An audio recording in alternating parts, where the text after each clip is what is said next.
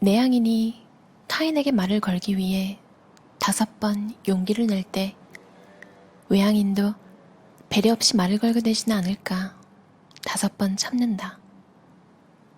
사회화란 외향인은 내향인을, 내향인은 외향인을 닮아가는 과정을 뜻하는 것일지도 모르겠다.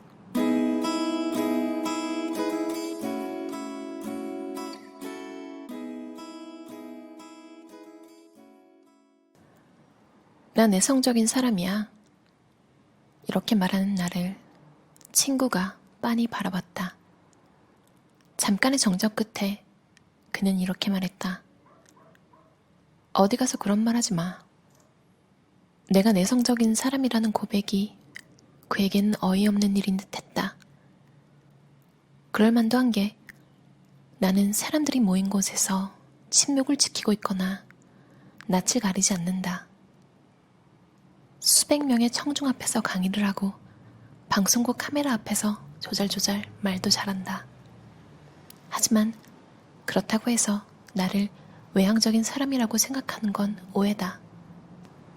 내성적인 성격이라는 건 그런 의미가 아니다. 사람이 갖고 있는 내 외향적 성향이란 자신을 바깥으로 표현하고 못하고로 나뉘는 것이 아니다. 내성적인 사람은 물리적, 감정적으로 예민한 사람이다. 그래서 바깥 세상에 사소한 변수조차 자극이 된다. 잠깐의 외출, 가벼운 상호작용만으로도 피곤해진다. 이를테면 와이파이 블루투스 기능이 켜져 있는 휴대폰과 같다. 굳이 연결하지 않아도 되는 온갖 전파까지 다 감지해 감응하다가 배터리가 금세 방전되어 버리는 것이다. 그래서 그런 이들은 보다 많은 충전 시간이 필요하다. 내향인에 관련된 책을 많이 봤는데요. 작가가 사용할 수 있는 에너지 같은 게 빨리 방전된다고 하잖아요. 그런 이야기를 여러 가지 책에서 설명할 때 주로 언급되는 게 작은 숟가락 이론이라는 게 있어요. 2003년에 크리스틴 미제랑디노가 쓴 동명의 에세이에서 나온 명칭인데요. 한 사람이 하루를 보내는데 사용할 수 있는 에너지를 이제 스푼이라는 단위로 설명하는 이론이에요. 눈에 보이지 않는 감정이라는 게 무한할 것 같잖아요. 그런데 사실 감정도 인생만큼이나 유한한 거거든요. 그래서 평소에 본인이 무언가를 할 때 에너지 소모가 얼마가 되는지 숟가락으로 이제 계산을 하는 거죠. 어떤 행위 하나가 숟가락 한 스푼에 에너지를 소모하는 것, 그리고 내가 하루에 사용할 수 있는 숟가락의 양이 총 몇 개인지 대략 생각을 해놓으면 아, 오늘은 내가 이만큼 했기 때문에 피곤하구나. 사실 감정은 정말 휘몰아치면 끝이 없는데 그 이유를 어렴풋이라도 알면 마음이 다시 편안해지기 쉽거든요. 왜냐면 이유를 모르는 감정이 제일 견디기 힘드니까요. 이 책에 나온 12가지 테스트를 제가 한번 읽어볼게요. 10개 이상이 해당되면 전형적인 내향인이고 7개에서 9개면 내향인 성향이 있는, 그리고 4개에서 6개 사이면 중간 성향, 3개 이하에 해당하면 외향인으로 볼 수 있대요. 제가 한번 읽어볼게요. 가장 기쁘거나 행복한 순간에 혼자 있어도 상관없다. 여행 일정이 잡히면 좋으면서도 스트레스를 받는다. 일주일 동안 외출 안 하고 사람을 안 만나도 심심하지 않을 자신이 있다.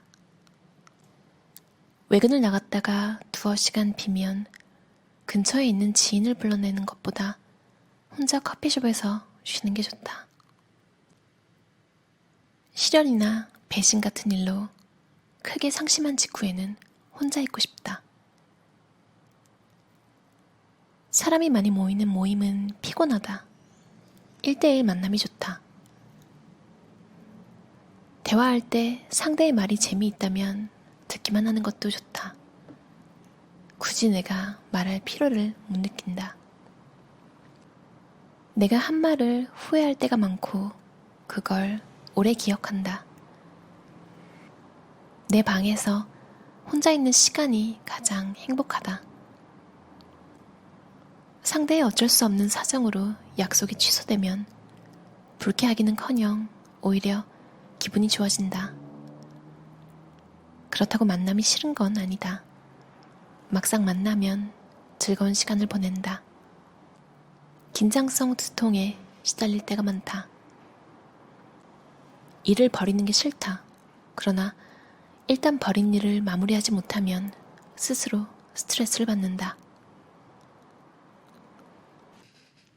어떻게 나오셨나요? 저는 8개 체크했어요. 내향인 성향이라고 나오네요. 아마 많은 분들 공감하셨을 거예요. 친구랑 약속 잡았는데 취소되면 뭔가 묘하게 기분이 좋아진다기보다 뭐라고 해야 될까요? 그냥 뭐 안도감? 되게 웃기죠? 친구 만나고 싶으면서도 나가기 싫은 그 마음 내향인들은 다 아실 거예요. 근데 막상 만나면 얼마나 재밌게 또 놉니까? 좋은 사람을 만나는 것을 좋아한다. 되도록 1대1로 만나 서로에게 몰입하면서 사는 이야기를 듣고 교감하는 편이 더 좋다.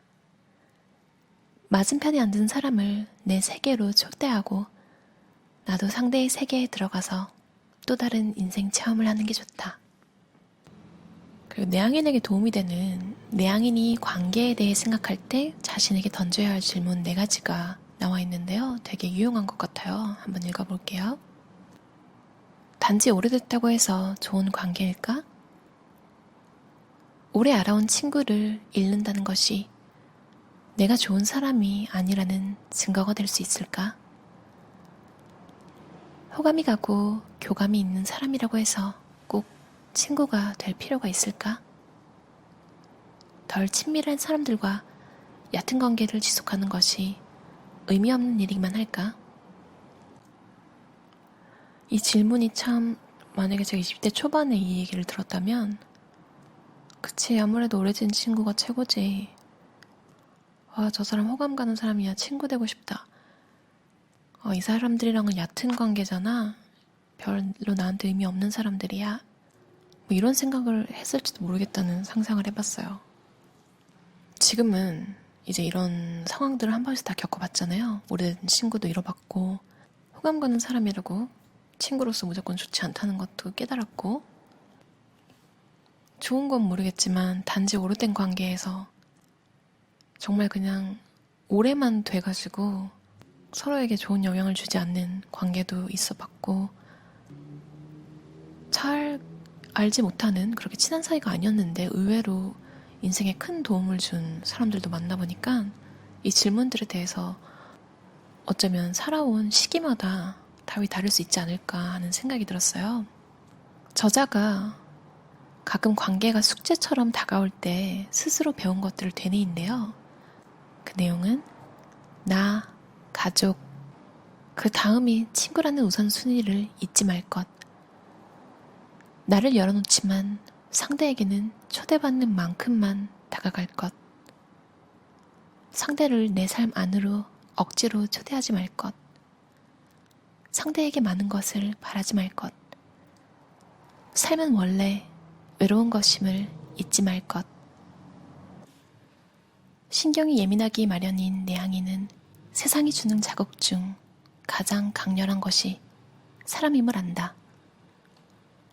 다른 자극들은 일방적으로 들어오는 것이고 내가 필요해지면 차단하면 그만이지만 사람만은 그렇지 않기 때문이다. 주는 것과 받는 것, 2가지 자극이 동시에 이루어지기 때문에 2배로 피곤하다. 소통하는 사람의 수가 늘어나면 자극은 몇 배수로 커진다. 저는 한국 사람을 피하거나 그런 한국 사람은 아니에요. 해외에 가면 한국 사람 조심해라. 뭐 이런 마음가짐을 가지고 사시는 분들도 많잖아요. 그게 그냥 나온 편견은 아닐 거고 저도 그게 무슨 말인지는 알아요. 그래도 딱히 그런 편견에 쌓이지 않으려고 노력은 하는데요. 가끔 저도 이제 안 되겠다. 인간관계를 좀 한국 친구들을 만들어야겠다. 이렇게 해서 하는 일이나 공부하는 거나 이런 게 관련 있는 그룹 같은데 한국인들 모임에 가면 어떻게 되냐면요. 제가 안 가는 이유가 있어요. 가면 분명히 밥 먹고 커피 마시기로 했는데 이게 참 정이 많은 민족이잖아요. 저는 이미 2시간 정도 지나서 가뜩이나 새로운 사람 만나서 새로운 정보가 너무 많이 들어오는데 대다수의 분들은 안 지치는 거예요. 밥과 커피와 또 한국 분들 잘 드시잖아요. 밥과 커피라고만 해서 갔는데 2명이면 차라리 빠졌을 거예요. 하필 또 3명인 거예요. 셋 다 모르는 사람인 거예요. 밥 먹고 커피 마시고 이제 어디 관광지 같은 데도 갔다가요. 또 다시 다른 곳으로 가서 걸으면서 얘기를 하다가 또 다시 커피를 마시러 뭐 밥, 커피 어디 갔다가 커피라서 어떻게 들으면 가벼울지도 모르는데 이제 3차쯤에서 제 입에서 집에 가고 싶다는 얘기가 나와버렸어요. 밖으로. 저도 웃기죠. 근데 그분들한테 묵살당했어요. 얘기가. 강하게 의지를 표명하는 스타일은 또 못 돼가지고 아무튼 참 아까 그 내향인 테스트처럼 신나게 놀았어요. 대화도 정말 재밌게 많이 했어요. 정말 진이 다 빠질 정도로 대화를 많이 해서 그때가 아마 8월 말 한 달 조금 넘었는데요. 그날 이후로 회사에서 만나야 되는 사람 외에는 아무도 안 만났어요. 정말 말로 표현을 못하겠는데 즐거웠는데 다시 못하겠는 그 기분 아시나요? 제가 진짜 공감 갔던 이야기가 있어요. 책에서 한번 읽어볼게요.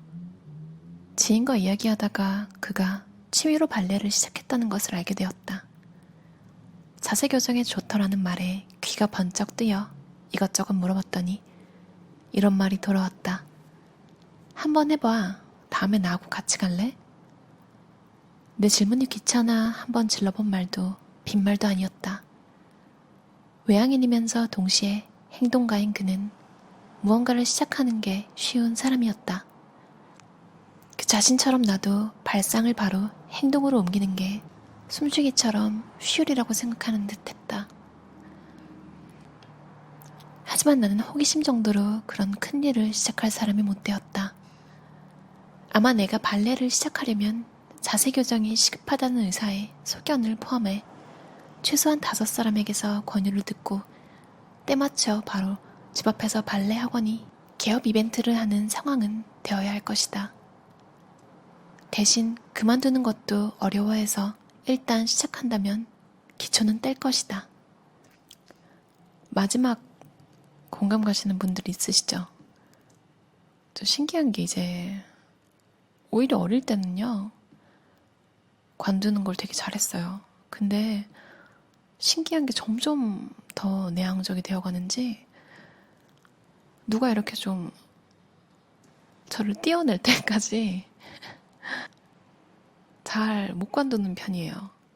이제 도저히 안 될 때까지 버텨보는 것 같아요. 이게 끈기랑은 좀 다른데요. 그냥 못 관둬서 계속하는 그런 게 좀 있어요. 이게 너무 공감이 갔어요. 이렇게 똑같이 생활을 해도 본인 스스로를 내성적이라고 말하지 않고 저 그냥 저 좀 게을러서 그래요. 게을러서 이런 거 등록 못하고 게을러서 못 배워요. 빈말이 아니라 진짜로 스스로를 그렇게 생각하시는 분들도 많잖아요. 그런데 이 책에 아주 조금 이 작가님도 외향인을 부러워하는 내용이 조금 있는 것 외에는 내성적인 성향 자체를 부끄러워하거나 비하하는 내용이 없어서 내향인들이 읽고 나면 기분이 좋아질 것 같은 책이에요. 저자의 다른 책들도 저는 다 봤는데요. 남민숙 작가님 책 읽어보신 특히 여성분들 많을 거예요.